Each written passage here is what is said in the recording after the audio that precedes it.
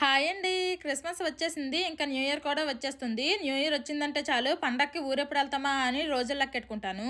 ప్రతి సంవత్సరము దసరా, దీపావళి ఇలా ప్రతి పండక్కి ఊరెళ్ళకపోయినా సంక్రాంతికి మాత్రం ఎట్టి పరిస్థితుల్లోనూ బెంగాల్లో ఉండము. ఊరు వెళ్ళిపోతాము. జనవరి ఫస్ట్ వీక్లో కానీ సెకండ్ వీక్లో కానీ ఊరు వెళ్దామని మా ఆయన అంటున్నారు. కానీ కరెక్ట్గా డేట్ అయితే చెప్పట్లేదు. ఎప్పుడన్నా తెలియకపోయినా పండక్కి అయితే కన్ఫామ్గా ఊరు వెళ్తాము. 2 వారాలు ఊర్లో ఉండాలనుకుంటున్నాము. కాబట్టి ఇప్పుడు నుండే ఇంట్లో ఉండే పప్పులు ఉప్పులు అన్నీ ఎక్కువగా కొనకుండా ఉన్నవన్నీ కంప్లీట్ చేసేయాలి. మా పిల్లలకి ఇప్పుడు క్రిస్మస్ హాలిడేస్ ఇచ్చారు. మా అమ్మలు కదా ఇప్పుడు ఎలాగో సెలవులే కదా, ఇప్పుడు వచ్చి పండగ వరకు ఉండిపోయింది రండి అని చెప్తున్నారు.